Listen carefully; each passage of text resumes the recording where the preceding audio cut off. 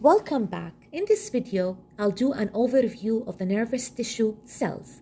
First, the nervous tissue is an excitable tissue, meaning it can generate signals and deliver these signals to nearby cells.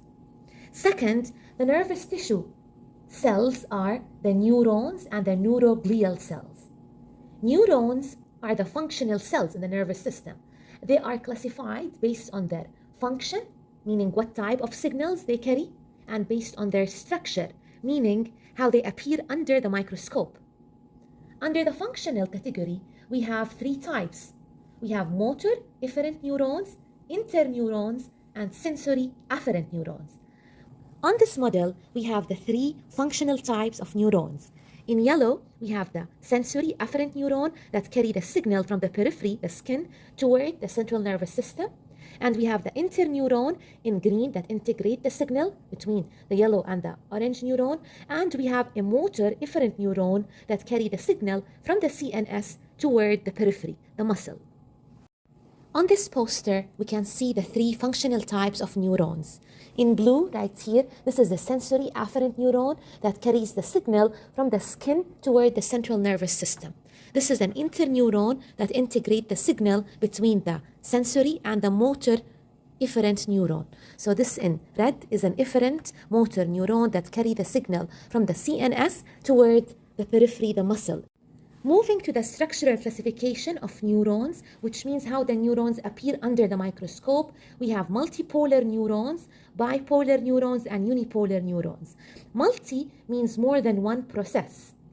Remember, dendrites and the axon are all processes. So this is a multipolar neuron. Always locate the soma, the cell body of the neuron, and see how many processes you have. So this is the most common structural type in the body. Bipolar, bi means two. We have from the soma right here, two processes. And unipolar, uni means one. From the soma, we have one process.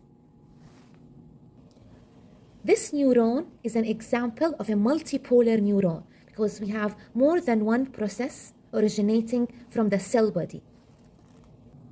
On this model, we see the unipolar neuron right here in yellow, uni, one process. In green, this is a multipolar neuron, more than one process from the soma.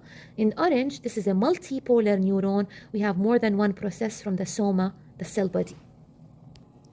Also, right here, this neuron is a unipolar neuron. We can see one process from the soma, the cell body, and this is a multipolar neuron. Also, this is a multipolar neuron. Moving to the neuroglial cells. These are cells that support the neurons, either by providing nutrients or removing waste products or insulating the axons or even protecting the neurons from any toxins or chemical in the blood. First, let's start with the ependymal cells. Ependymal cells, they create and circulate the cerebrospinal fluid, which is the fluid in the brain ventricles. This is the ventricular system of the brain. All the ventricles of the brain are lined by the ependymal cells, which secrete and circulate the CSF fluid, which is the fluid that fills the ventricles. Moving to the microglia. The microglial cells, they phagocytose and they engulf any cell debris, any pathogens that surrounds the neurons. Right here, we can see more than one microglial cell, and these are the neurons. This is one microglial cell, surrounds the neuron, and here it is engulfing the cell debris to keep the environment around the neurons clear. Moving to the satellite cells, these cells, they cover the neuronal cell bodies, and they are located in the peripheral nervous system. Here we can see more than one satellite cell that is wrapping and surrounding the neuronal cell body in yellow. Moving to the fourth neuroglial cell, we have astrocytes. Astrocytes mainly form the BBB structure, which is the blood-brain barrier. Right here, we see an astrocyte. These are the processes that covers and wrap this part of the capillary. These dots are the red blood cells. This is the blood-brain barrier. Also, right here, we have an astrocyte that is forming the blood-brain barrier. This is the capillary. The same right here and here.